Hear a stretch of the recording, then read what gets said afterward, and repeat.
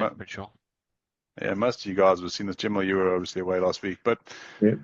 the Seven Kingdom Keys is a study that kind of explores, what it means to be effectively a Christian, and it kind of talks about, if you think about the key is used to unlock heaven. So there's seven key things that, as Christians, we need to be really across. Otherwise, you'll be living in doubt, right? Am I really a Christian? Am I really saved?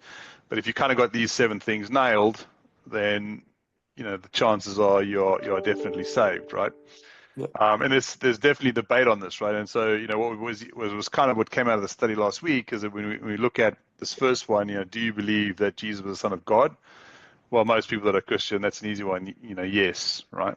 There's some religions they wouldn't answer yes, but I think for the most part it was yes. Do you believe that Jesus was resurrected? Again, for most Christians, that's a fairly easy tick. Yes, we believe that Jesus was resurrected, right? Sorry, hang on. Was I not sharing my screen? Let me share my screen just so we know what was. I thought I'd shared it. Sorry. Can you share this? See the screen? Yep. Yeah. So this was the thing from last week. So was Jesus the Son of God? Most of us would go yes. Was he resurrected? Most of us would go yes. Some might not know, and that's okay. But then we got to some of the more difficult questions, right? So the question 3 and 4 was, do you believe that you crucified Christ? And are you cut to the heart? And I was honest. I said, not so sure. Was it my fault? It was 2,000 years ago, and I wasn't there. Did I crucify him? Am I cut to the heart? Those are question marks. Genuine question marks for me.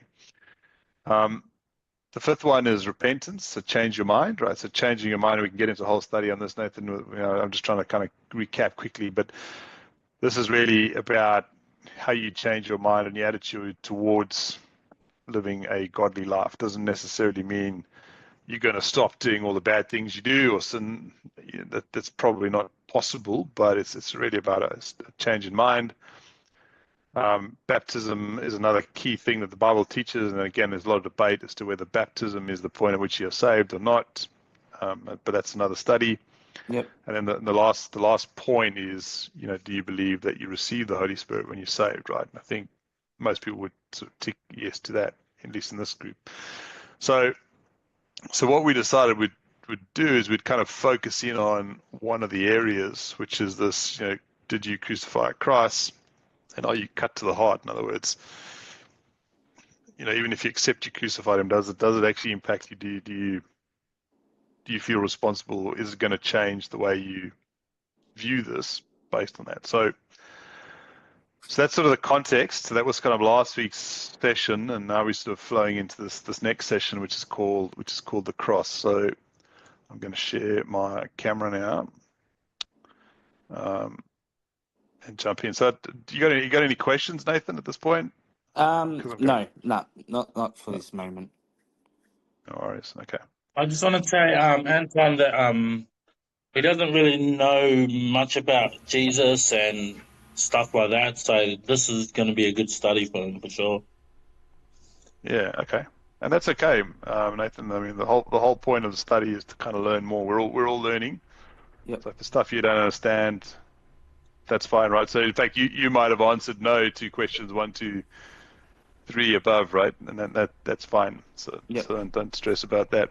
But I just wanted to kind of give you some context of where the study's coming from and how we're sort of progressing with it, right? So, okay, so what we're going to study tonight is a study called the cross. So it's really looking quite specifically at the crucifixion, right? So Jesus was put on a cross and hung and left there to die, right? So I guess the first thing that sort of comes up is, let's talk about what the hell Jesus went through, because that's quite an important piece to really understanding the trauma of the crucifixion. It's easy to say he was crucified, and you kind of look at a statue or something in a church with a cross, but do we actually understand the trauma of what Jesus went through. So there's sort of three elements that we've got to understand in terms of actual suffering that he endured.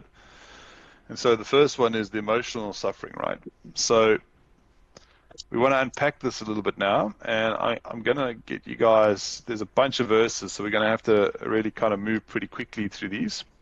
So let's look at some of the emotional suffering that occurred around the cross. So I'm going to get you guys to read, let's start with Matthew 26:14 to 16, and possibly 25 as well. And I So can Daniel, maybe help with scripture, sharing scriptures if you like. Should I do that? Yeah, okay. If you want to pop it up on the screen.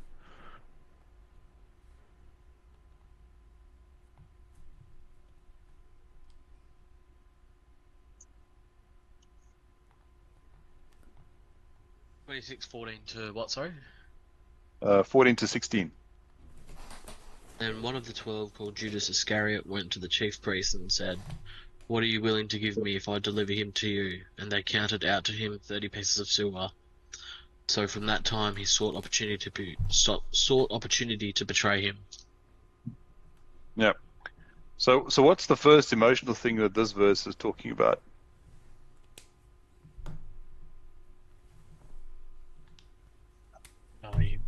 Judas wants to get rich. He's like, yeah, but he's specifically betraying him, right? Betrayed. yeah. Right. So he's betrayed. So if Jesus knew about this conversation, he would have felt completely betrayed, right? So his buddy went and stabbed him in the back, handed him over for some money. This was one of his own guys. Yeah, one of his own disciples who literally, and I'm going to draw a little, I don't know, a dagger. You know, the old Brutus stabbing him in the back, right? So betrayal is the first key emotion to this, right? All right, the next one, let's have a look at Matthew 26, verse 36 to 46, so just a bit further down. 36 to 46. So Jamal, maybe you want to read this. You can just read off the screen. Was this verse 25? No, 26, 36 to 46. Hang on. 36 to 46, is it? All right. Then Yeah. Jesus went with his disciples to a place called Gethsemane, and he said to them, "Sit here while I go over there and pray." He took Peter and the two sons of Zebedee along with him, and he began to be sorrowful and troubled. Then he said to them, "My soul is overwhelmed with sorrow to the point of death. Stay here and keep watch with me." Going a little further, he fell with his face to the ground. Sorry, how far were we going? 46. 46, okay. Going a little further, he fell with his face to the ground and prayed, "My Father, it is possible, may this cup be taken from me, yet not as I will, but as you will." Then he returned to his disciples and found them sleeping. "Could you men not keep watch with me for 1 hour?" he asked Peter. "Watch and pray so that you will not fall into temptation. The spirit is willing, but the body is weak." When he came back, he again found them sleeping because their eyes were heavy. So he left them and went away once more and prayed the third time, saying the same thing. Then he returned to his disciples and said to them, "Are you still sleeping and resting? Look, the hour is near, and the Son of Man is betrayed into the hands of sinners. Rise, let us go. Here comes my betrayer." Okay. So let's just hold that thought, because I'm going to get you to read one more passage. So just a bit further down, stories down, if you can go back. Okay. Verses 69 to 75. 69 to 75. Yeah. You want me to read that, yeah? Yep. Yeah. Now, Peter was sitting out in the courtyard, and a servant girl came to him. "You were also there with Jesus," she said. But he denied it before them all. "I don't know what you're talking about," he said. Then he went out to the gateway, where another girl saw him and said to the people there, "This fellow was Jesus of Nazareth." And he denied it again with an oath, "I don't know the man." After a little while, those standing there went up to Peter and said, "Surely you are one of them, for your accent gives you away." Then he began to call down curses on himself, and he swore to them, I don't know the man. Immediately a rooster crowed. Then Peter remembered the word Jesus had spoken, before the rooster crows, you will disown me 3 times. And he went outside and wept bitterly. Right. So what are these 2 verses getting at, right? So there's a common emotion. So we talked about betrayal. What are these? And the second one is probably easier to spot. What is happening here? So it's not betrayal, but there's something else.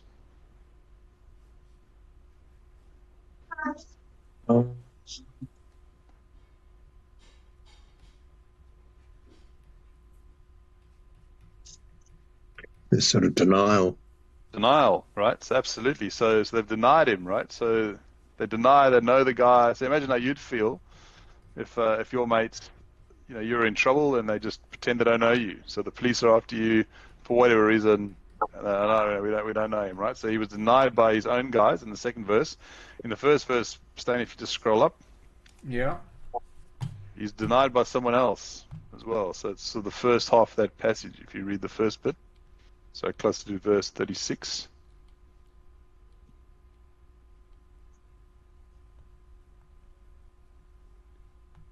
There, verse 39. Who else is denying him?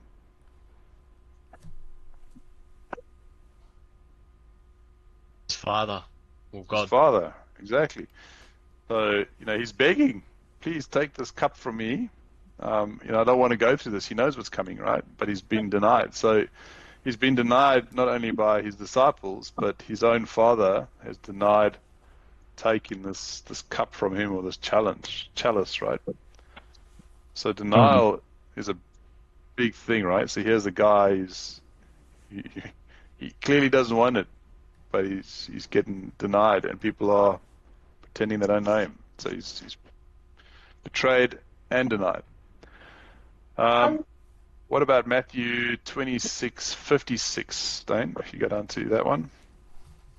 Matthew 26, 36? 56. 56. Okay, there we go.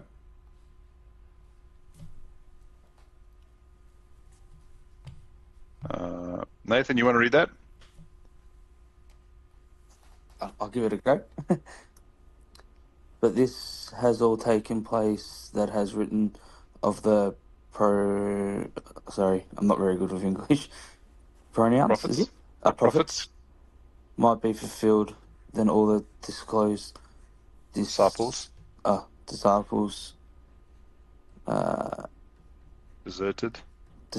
him and fled.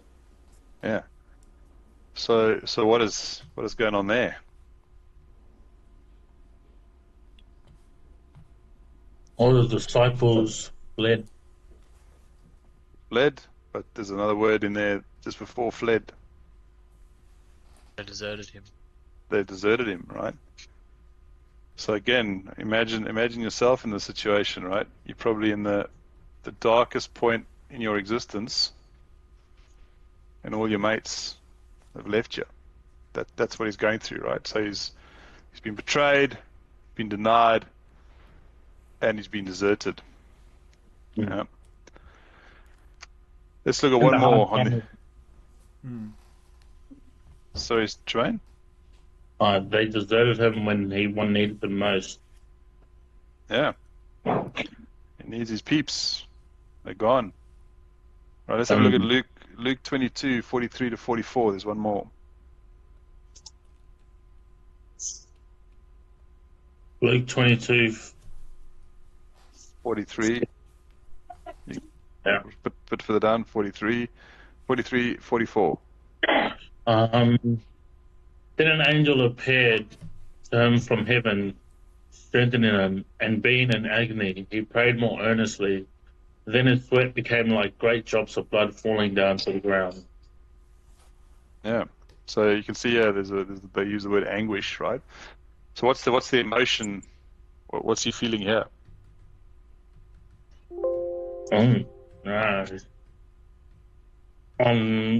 Could you say fear? Anguish. Anguish. Anguish is the word. Hey, it's saying there's something on your screen. Ah, Can't see the verse. Yeah, there's anguish. The guy's anxious to the point where he's sweating blood.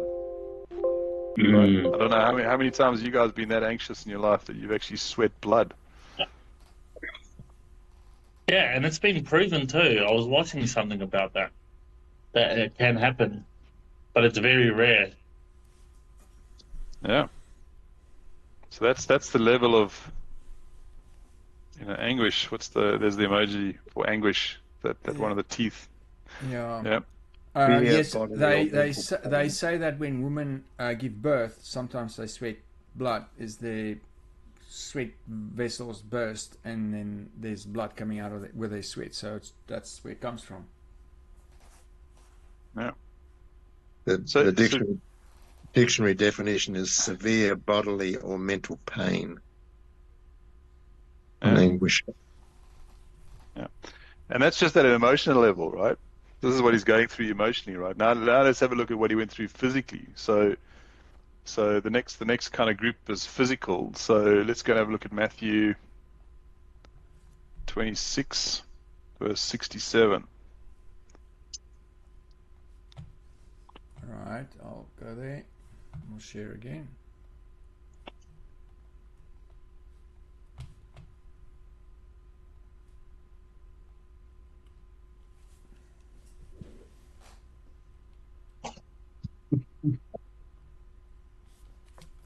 There we are.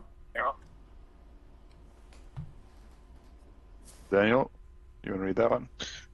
Yeah, then they spit in his face and struck him with their fists. Others slapped him and said, "Prophesy to us, Christ, who hit you?" Yeah. So so on the physical level, what is that talking about? Oh, they spit on him and punched him. Yeah, they spat on him, and I'll draw a hand. They slapped him around, right? So he was physically beaten and slapped, right? What about Matthew 26:45? Just jump down a little bit, Stain. 26:45.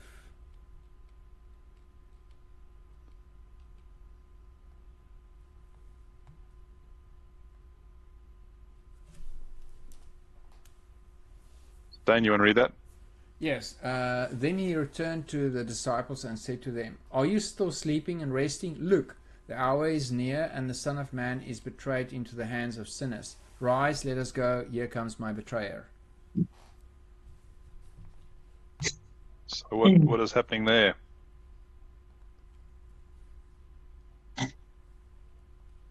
He's seeing almost the future, like he knows that Judas is going to betray him.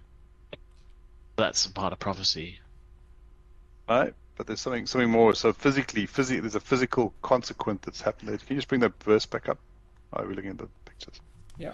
Okay. I'll bring it back up. Yeah. So his disciples have all been sleeping. What's he been doing? Staying awake. Yeah, been staying awake. He's been up all Yeah. night, right? So he's been up all night. Now, I mean, there's a lot of verses here. And I don't have time to cover them all, but you can kind of go and look. So he's actually been awake that whole night, and then on top of that, when he goes in to see Pontius Pilate, they keep him awake for another night. So by the time he gets to the cross, he probably hasn't slept in 48, 50 hours, right? So what is sleep deprivation do to you? Makes it crazy. It's actually a form of torture, right? So a lot of the military guys, one of the ways they can torture you is they just don't let you sleep. Your mind goes absolutely crazy, right? I don't know if any of you guys have tried to stay awake for 48 hours. I've stayed up for a week. For a week? Damn. How did you feel? I felt fried. Yeah, you're fried, man. It is an absolute form of torture. I think the longest I've been is close to 48 hours, and it was so bad I couldn't actually see straight. I had to close one eye to actually see properly. It was that bad, right? So he's been seriously sleep deprived through the whole ordeal.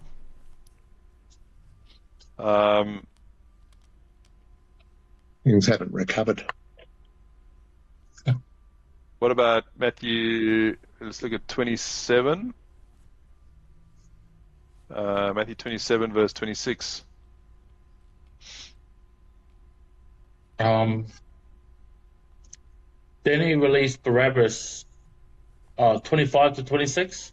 Just 26. Then he released Barabbas to them, but he had Jesus flogged and handed him over to be crucified. All right. There's another one. Well, so Barabbas, was he a murderer? He was a murderer. But what does this verse tell us about the physical side of what happened to Jesus? Yeah, he was beaten, he was flogged. He was flogged.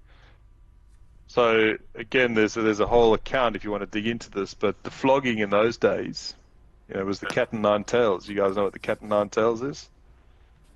Yeah. No. Whip that's got little sharp pieces on it, and when they flog you, it actually rips chunks of flesh from your back. Right? That's what it meant to be flogged in those days. Okay. Bits of bone. Yeah. Yeah. So he was flogged. In other words, that would have been incredibly painful. Mm. Right? What does And they Matthew? Yeah. And they were like masters of torture and suffering, Yeah. So Matthew 27:34. Scroll down a little bit more. Hasn't read. Nathan, you want to read this one? There they offered Jesus wine to drink, mixed it with gall, but after he tasted it, he refused to drink it. Yeah. So what is gall Oh, sorry. or gal? Yeah, same thing here. Is that Anybody know what green? gall is? Salt water? Was it? So vinegar? Just yeah. I'm not sure. It's bile is from the gallbladder, isn't it? Gall. I'm not sure what gall is. I forgot Bile the is the definition, green. but Bile is the green liquid from the gallbladder, but I don't know whether the gall is the same thing or not. yeah, some verses talk about vinegar. It's Mingled with vinegar, gall.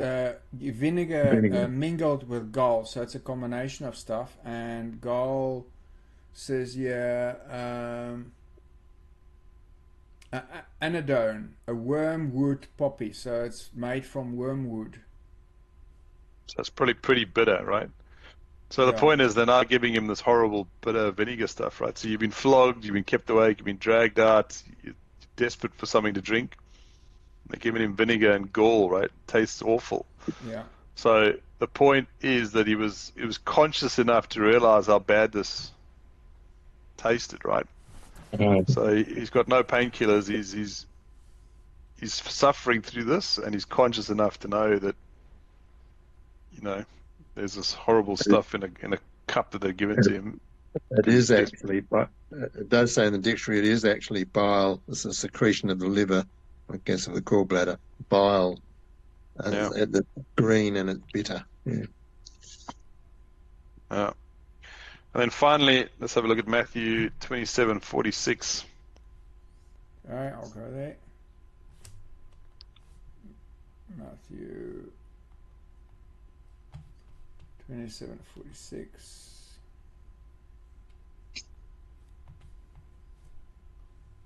Jamal, you want to read that? 46. Yeah. After the ninth day, Jesus cried out in a loud voice, Eli, Eli, lama sabachthani, which means, my God, why have you forsaken me?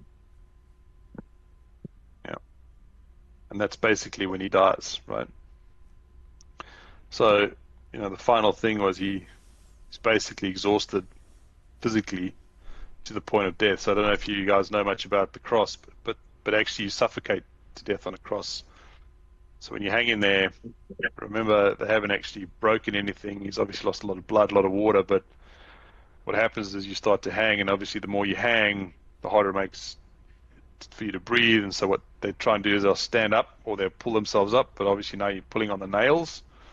So that's too painful, so you hang back down again, and that hanging down is essentially what suffocates you. So he's been up there for a long time. So he's now finally died, basically as a function of just sheer pain and exhaustion. Yeah, Mm. and if you actually lift up your arms and you try and breathe, it's actually harder to breathe. So if you try that, it's not that easy. Yeah. Yeah, You can imagine, yeah, just like all your weight. yeah. Yeah. Yeah. So this is just we're going through this pretty quickly, right? We can do a lot more depth study on this. There's some pretty graphic videos, right? But that's just the physical side, right? So we've gone through the emotional, right? So there's the emotional betrayal. Everyone's deserted him, and now on top of that, there's this unbelievable physical suffering that's happened, right? But there's one last aspect, which is the spiritual side. So let's go have a look at Matthew 3:16 to 17. Matthew What did you say the 3. last slide was? Sorry. Matthew 3:16 to 17. Was this mental? Was it? What was this side? Matthew 3. 16 to 17.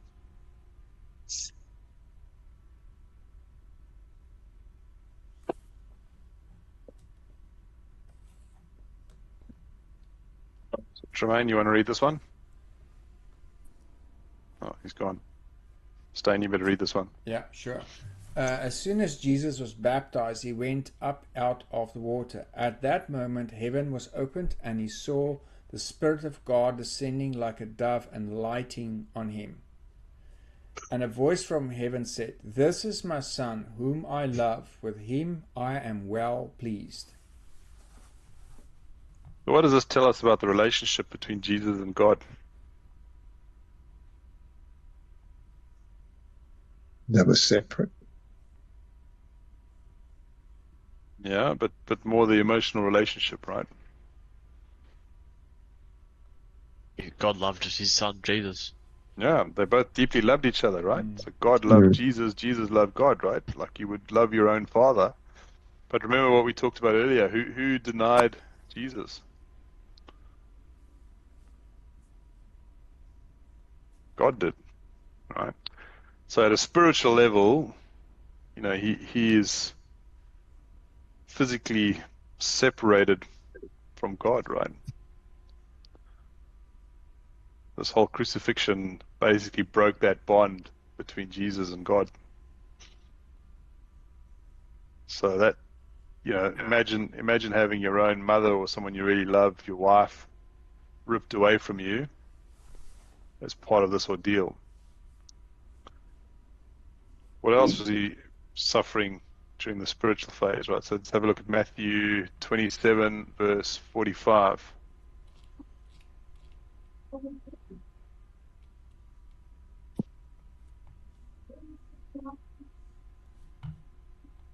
Tremaine's back. You want to read this, Tremaine?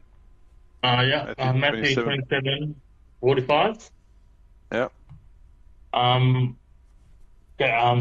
From noon until 3 in the afternoon, darkness came over all the land. Yeah. And then you can read 46 as well. So we read this one. About 3 in the afternoon, Jesus cried out in a loud voice, "Eli, Eli, Eli, Eli, what is it? Lema sabachthani?" Yeah. Which means, my God, why have you forsaken me?" Yeah, and then verse 50, while you're at it. And when Jesus had cried out again in a loud voice, he gave up his spirit. Yeah. So he's basically in darkness, right? So that first verse is darkness, verse 45. So everything is dark. So have you guys ever been put in a very dark room? Yeah, it's also pretty confronting. But spiritually, that symbolizes the fact that God is kind of withdrawn from the whole scene, right? And then we had separation, which is then verse 46. Why have you forsaken me? So that's separation, which is a little bit like the first point. Spiritual agony is the third one. So verse 50. So he's crying out. Why? 50, 50, 50. Verse 50. Oh, verse 50. Same. Sorry.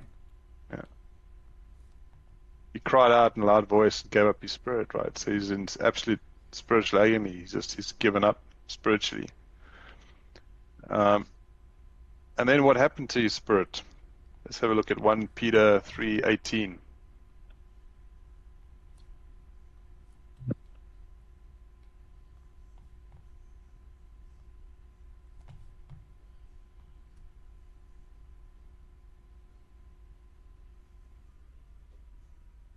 Let's read For that. Christ, oh, Go, Tremaine.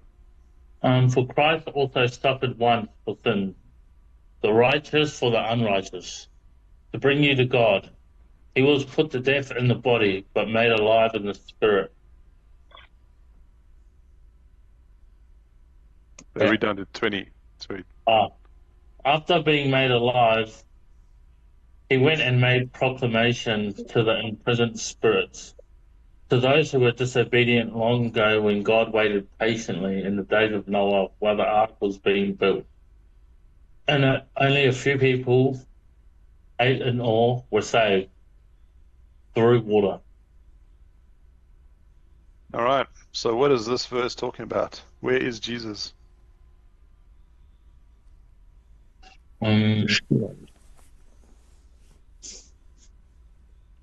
Jesus is dead. He's dead. But where exactly is he? Specifically, what is this? Who is he talking to?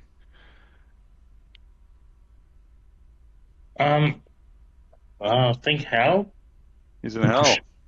Into the waiting place. Yeah, This is so looked at as a waiting place, and the Sheol. yeah, he's gone to be with the people who disobeyed long ago when God waited patiently in the days of Noah. So he's in hell. So he's been sent to hell, literally, right? And there he's talking to all these previously bad people, and obviously eight managed to be saved through that interaction. But the point is, he is in hell. Actually, I hadn't really focused on that before, that it was specific to those pre-Noah. Yeah. Well, that's pretty cool, that. Yeah.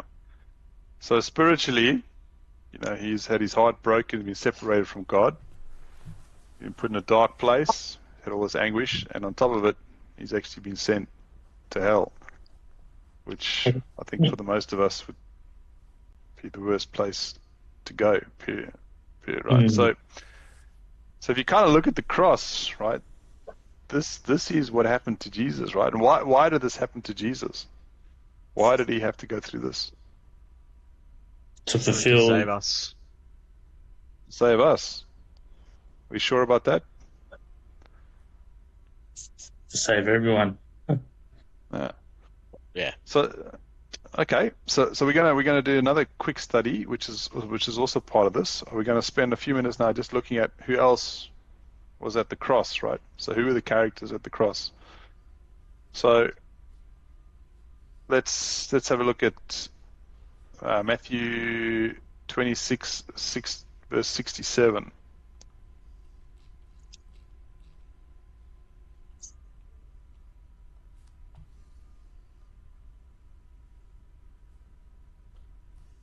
We've read this already. Then they spat in his face, struck him with their fists. Others slapped him, said, "Prophesy to us, Christ." Who is they?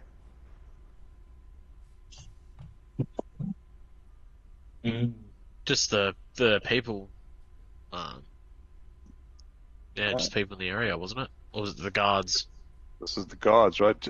Stay Oh. Go to 27. Okay.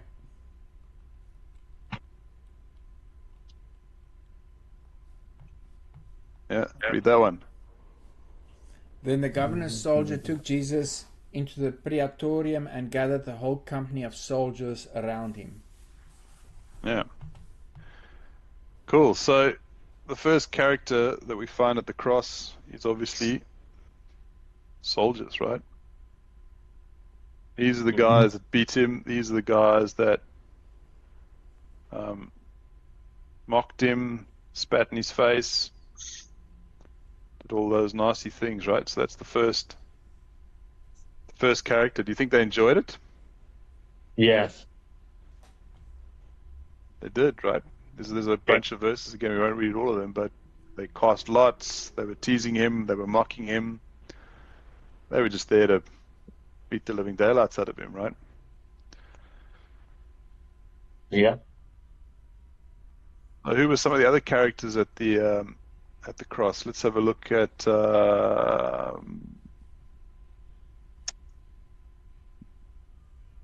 about 26 verse 40.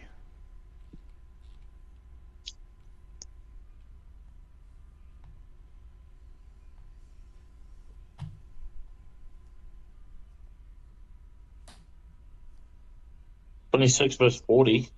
Yeah, Jamal, you want to read this one? Yeah, and he comes unto his disciples, finding them asleep, said to Peter, "What? Am I on the right one?" 26. Yeah. And Peter, "What? Could you not stay awake with me 1 hour?" Yeah. So who are these guys? Were they at the cross? Who's he talking to here? Disciples. His disciples, right? His own followers. People that worshipped him, looked up to him. Were they at the cross? Yes. Somewhere. Yeah.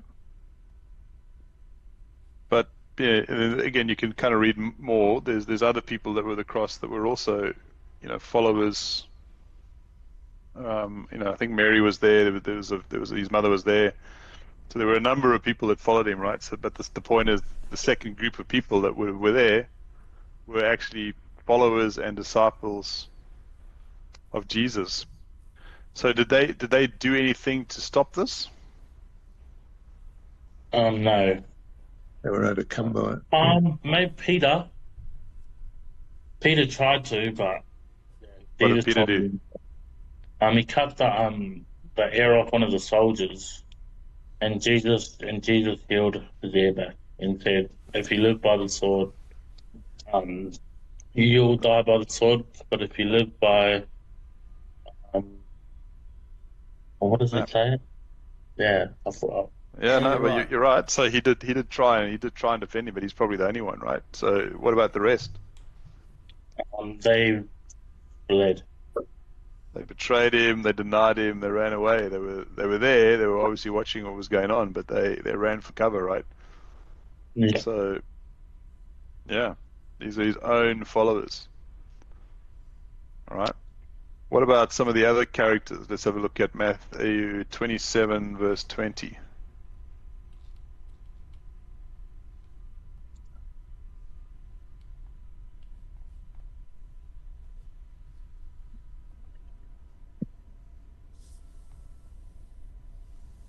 Nathan, you want to read that one? But for the chief prisons and Priests. the priests and the elder Persuaded. persuaded the crowd to ask for the Barabbas Barabbas and have Jesus executed. executed. Yeah. Okay. So who else was there from that verse? The chief and the elders. Yeah, the chief priests and the elders, right? So these were supposed Every holy chance. men. And every chance Barabbas would have been there watching as well. Oh yeah, very likely, right? So here's our holy man, a very sacred guy. He was at the cross too, the highly religious.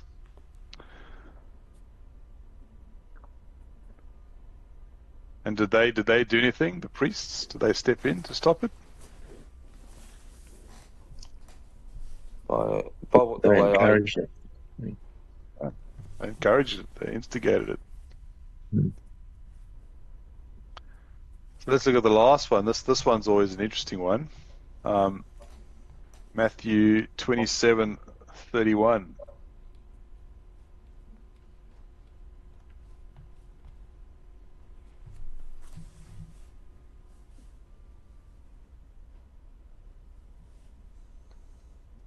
I'll read this one. After they had mocked him, they took off the robe and put on his own clothes. Then they led him away to crucify him. As they were going out, they met a man from Cyrene named Simon. And they forced him to carry the cross. All right, so who was this man from Cyrene?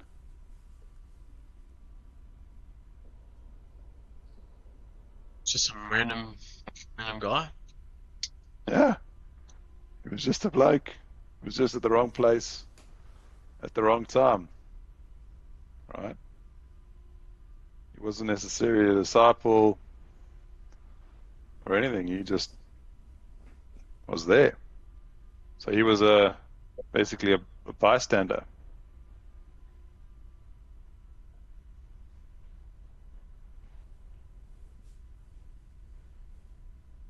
He did more than the disciples. He carried his cross.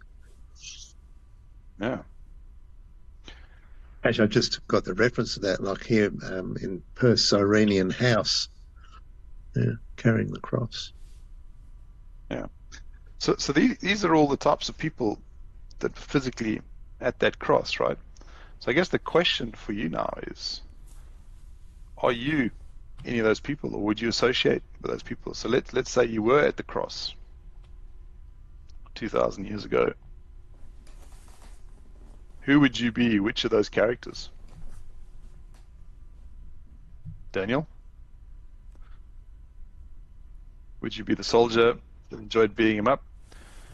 Would you be one of the followers that denied him and ran away? Would you be the holy man? I think I'd be a follower that denied. I think in that moment I'd get scared and do exactly what Peter did. Yeah. I mean, if Stain was getting beaten up tomorrow and thrown in jail, would you behave as a follower?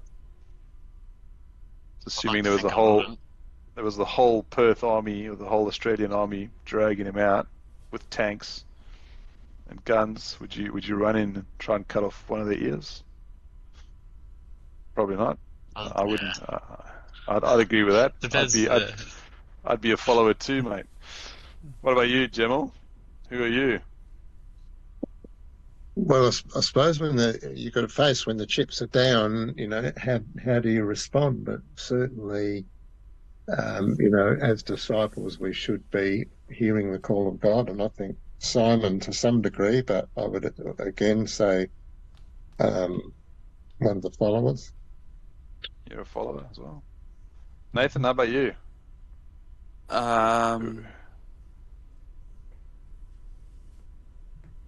Yeah, I'd probably be a follower as well, to be completely honest.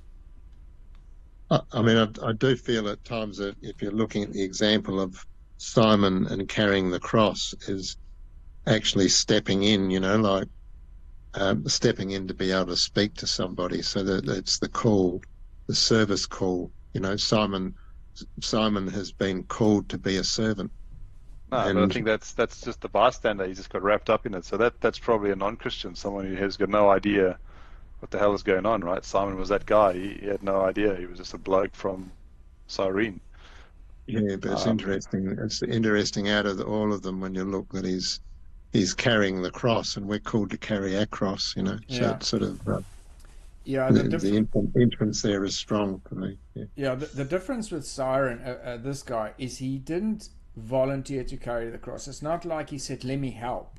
Like he was not there to help. He was just there, and then they said, "We as soldiers are going to force you to carry the cross. You have no choice here." So he did this with a grudge. He's carrying this cross with a grudge. Like, you pulled me into something, and at the sword, I'm carrying this cross.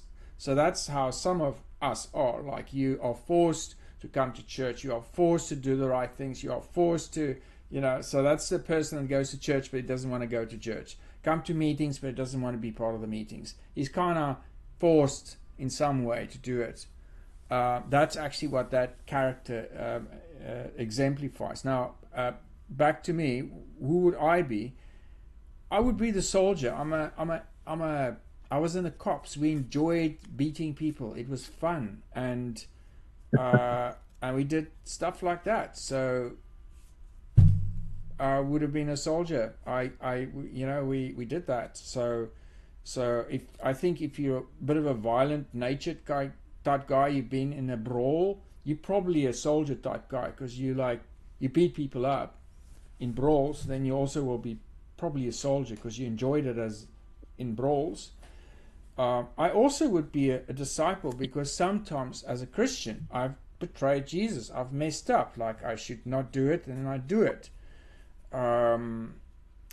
So I might even be a Pharisee because there's a time as a spiritual leader that I've made bad decisions. So as a spiritual person, I've hurt people. So I'm probably the priest as well.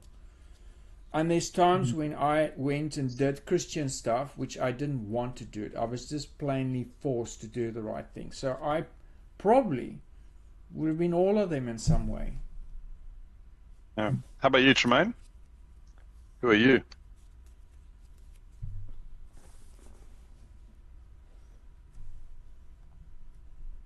Seeing that he messaged in the WhatsApp Oh, group he's- saying that his phone was dying and he had to switch to his PC so he doesn't have a webcam.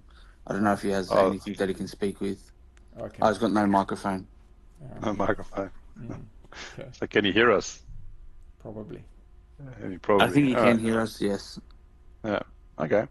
So, I guess what we're trying to get you to realize with the study is that if this was happening today in modern times, even though this happened 2,000 years ago, if it happened again, we would probably be just like the people at the cross in one form or another, right?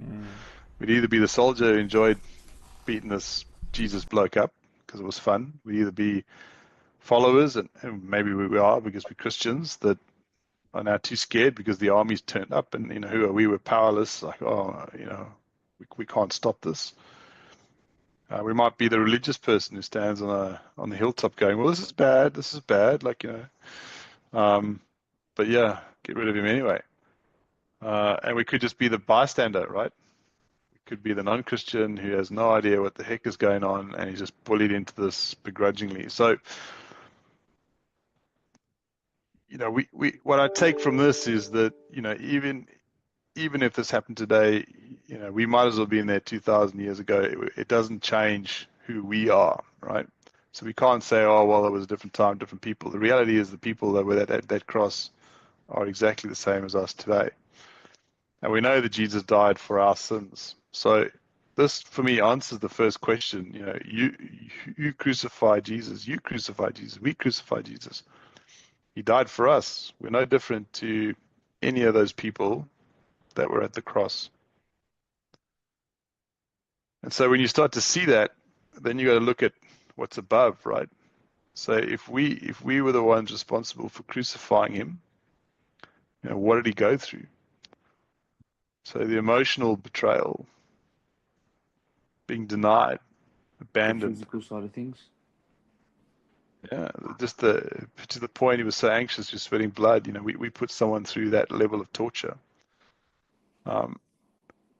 Another aspect to think about is, how did God feel in this way? So imagine there's that great verse or Bible verse that talks about Abraham having to sacrifice his own son. And I remember reading that going, that is just terrible. How could God possibly have put Abraham through that? That's just nasty, right? Imagine God telling you to sacrifice your own son. But actually, the tables are turned, right? We've told God the only way to deal with this is he's got to sacrifice his own son. The difference is that God had to go through it. And it wasn't a quick death on an altar either. It was an absolutely brutal death that was dragged out over days, right? So he's been spat at, he's been slapped, he's been flogged, he's had thorns thrust into his head, he's been fed gall, and he's eventually died from just sheer exhaustion. And then on top of it, to make matters worse, he's been physically separated from God and thrown into hell.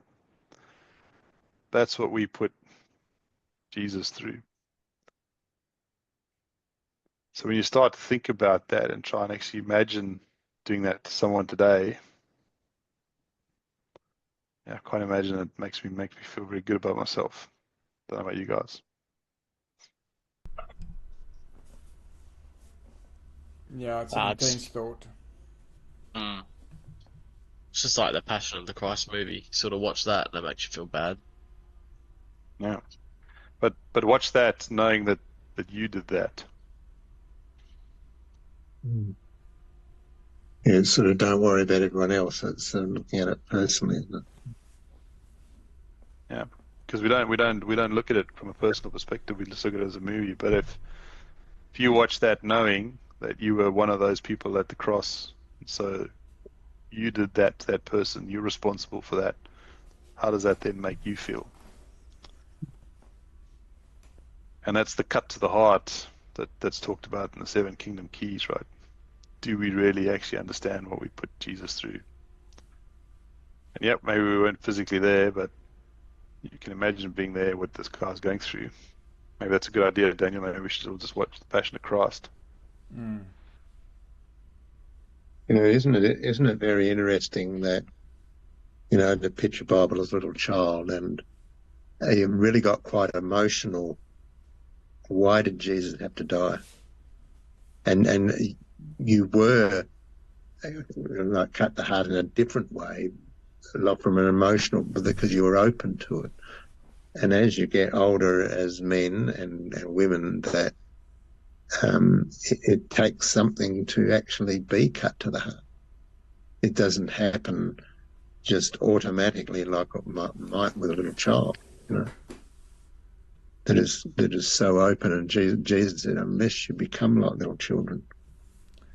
Yeah, you're actually making a great point there, because after I left the cops, I was really hard-hearted. We did so much bad stuff that I struggled to empathize with anybody or anything. So when I did this cross thing, I realized that I should actually, it's actually my fault, and I should feel bad about it, but I didn't. And it took some time for me to let that penny drop in my heart, to say, yeah, actually, it's horrible what I've done. And I think being a father, having children, going through life, it's kind of tempers you a little bit, and then finally you get it, like, no man, I'm actually really terrible. What have I done? So I think when you're in that young state, you don't realize it. When you get older, you got kids, wife, and so on. It softens you up. You lose your fake toughness, because the reality of life hits you. So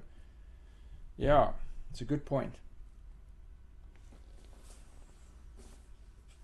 All right, guys, we are at the end of the study.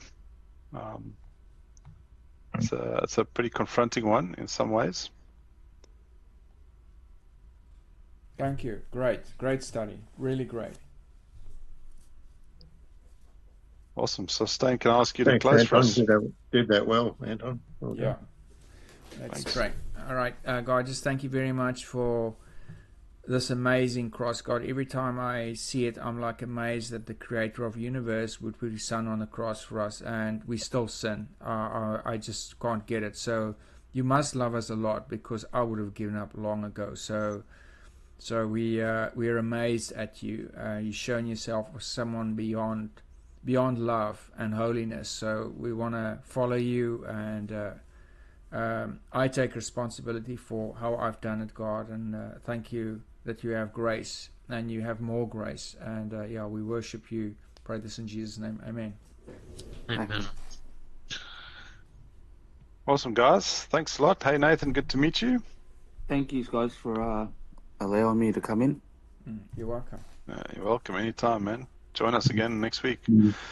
I won't be around next week, unfortunately. I've got to go to Newcastle. And I'll probably be driving next week, roughly this time. So I won't make next week's study, unfortunately. So Stan, I'll have to hand over to you, if you don't mind. Unless someone else wants to pick it up. I mean, we could even run this again, practice it. Someone else could practice it next week. Teach this lesson. It's actually a very easy one to learn. Took me all of 20 minutes. So Stain's new booklet format made this one quite an easy one to follow. So you tested the booklet and it's going well? You've been practicing it all day, Anton. I bet. I promise you, I opened it. Oh, you could ask Stain. I pinged him. When was it? Tuesday. Tuesday, I think. I said, "What are we studying?" And then he said the cross, and I kind of knew that one was the one that was coming. So yeah, literally last night I opened the booklet, quickly skim read it. I mean, I literally spent 5 minutes reading it, and then today I've had a crazy day. I got home at 5:30. But it was quarter to 6 by the time I got to my desk, and at 6 o'clock I was on another work call. So I had 15 minutes. So yeah, all up 5 minutes yesterday, 15 minutes today, and there you go. That's good. Good you recall it all. That's the advantage of a young brain. Well, what you don't notice, Jim, I got screens open all over my and I got bits of paper. So actually, I just quickly jotted it down as a rough drawing on a piece of paper, and I used that as my guide. I quickly just scribbled it out on my little piece of paper, and I have that next to me, which is the guide. So I write the verses, and then I draw some of the pictures and the questions I get from the booklet.